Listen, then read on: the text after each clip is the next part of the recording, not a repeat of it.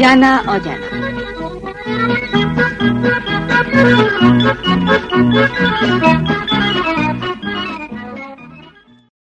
জানা অজানায় আজকের বিষয় ট্রুপার।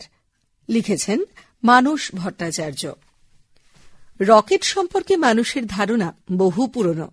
খ্রিস্টপূর্ব 400 অব্দ থেকেই এর কার্যনীতি মোটামুটি আমরা জানি।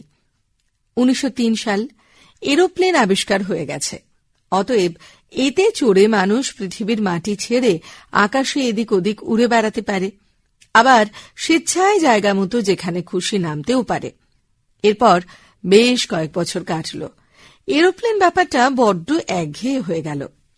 1942 সাল বেশ কিছু পরীক্ষা নিরীক্ষার মধ্য দিয়ে মানুষ তৈরি করে ফেলল এমন এক রকেট যা এবারে শুধু পৃথিবীর আশপাশে নয়, একেবারে বায়ুমণ্ডল ছাড়িয়ে বাইরে বেরিয়ে যেতে পারে। এই দুটো এত বড় বড় আবিষ্কার তথা ক্ষমতা আমাদের হাতে থাকা সত্ত্বেও সফলভাবে প্রথম আমরা চাঁদের কাছাকাছি যেতে পারলাম 1958 সালে। আর 1969 সালের 20 জুলাই প্রথমবারের জন্য আমাদের মধ্যেই দুজন চাঁদের মাটিতে পা রাখলেন। প্রিয় চাঁদ মামার কাছে পৌঁছতে কেন এতগুলো বছর লাগল?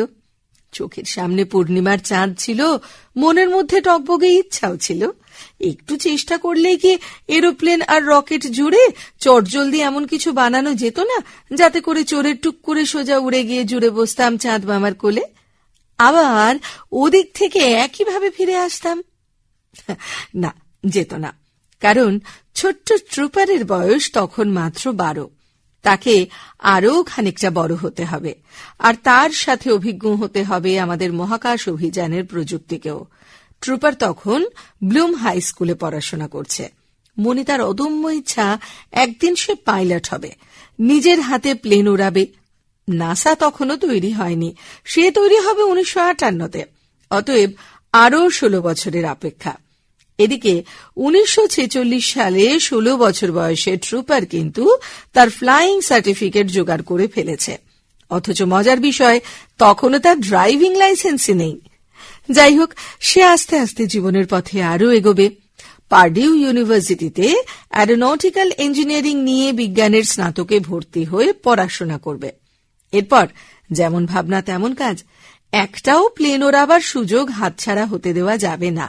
সে কোরিয়ান যুদ্ধে ফাইটার প্লেন ওড়ানো হোক, কিংবা পরবর্তীতে ক্যালিফোর্নিয়ার এয়ারবেসে শুধুমাত্র টেস্ট পাইলট হিসেবে নিযুক্ত থাকা হোক।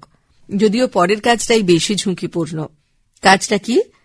যত নতুন নতুন প্লেন আসবে তারা ঠিকঠাক কাজ করছে কিনা সেটা উড়িয়ে দেখার দায় ট্রুপারের। বোঝো কাণ্ড, ওড়াতে গিয়ে ফেটে গেলে গেল। ওদিকে আমেরিকা আর সোভিয়েত রাশিয়ার মধ্যে বেঁধে গেছে মহাকাশ অভিযানের প্রতিযোগিতা। 1957 সালে সোভিয়েত পৃথিবীর প্রথম দেশ হয়ে গেল যারা আকাশে কৃত্রিম উপগ্রহ ছেড়ে দেয়। নাম ছিল স্পুটনিক। কয়েক মাস পর আমেরিকাও 1958 সালে এক্সপ্লোরার বলে কৃত্রিম উপগ্রহ লঞ্চ করল। 1961 সালে সোভিয়েত আবার আমেরিকাকে চমকে দিয়ে ইউরি গাগারিন বলে একজন মহাকাশচারীকে স্পেসে পাঠায়। ব্যাস, এতটা পিছিয়ে থাকা যাবে না। এক সপ্তাহের মধ্যে 20 এপ্রিল আমেরিকার তৎকালীন প্রেসিডেন্ট জন এফ কেনেডি তার ভাইস প্রেসিডেন্টকে একটা বড় চিঠি লিখে জানতে চাইলেন, আমরা এই পরিস্থিতিতে এমন কোন স্পেস প্রোগ্রাম করতে পারি যা রাশিয়াকে এই দৌড়ে হারিয়ে দেবে। কিছুদিনের মধ্যেই জবাব এলো, চাঁদে মানব অভিযান। পুরি কি মরি করে শুরু হয়ে গেল তড়িঘড়ি। আমেরিকার সব জায়গায় সর্বস্তরের বিজ্ঞাপন দেওয়া হলো, নাসার কিছু অভিজ্ঞ মহাকাশচারী লাগবে। খবরের কাগজে এমনই এক বিজ্ঞাপনে চোখ পড়ল ট্রুপারের। সে ততদিনে বেশ তৈরি ছেলে। তার ঝুলিতে রয়েছে অ্যারোনটিক্যাল ইঞ্জিনিয়ারিং এর ডিগ্রি, বিজ্ঞানের ইতিহাসের জ্ঞান, কোরিয়ান যুদ্ধে 116 নম্বর ফ্লাইটে চড়ে 78টা মিশনে দেশের হয়ে প্লেন চালানোর অভিজ্ঞতা, আরো কত কি। অতএব সে অ্যাপ্লাই করল, ডাকও পেল। মনোনীত 25 জন যোগ্য মহাকাশচারীকে নাসার একটি ঘরে ডেকে বসানো হল। টেবিলে বসে ডিক স্লেটন। তার দায়িত্ব একজনকে বেছে বের করা যে হবে আগামী চন্দ্র অভিযানের কমান্ডার। স্লেটন একজন একজন করে পাইলটকে বাদ দিতে থাকলেন আর বেরিয়ে যেতে বললেন। অবশেষে ফাঁকা ঘরে একজন মাত্র পাইলট বসেছিলেন, আমাদের ট্রুপার। ভালো নাম, নীল অ্যালডেন আর্মস্ট্রং।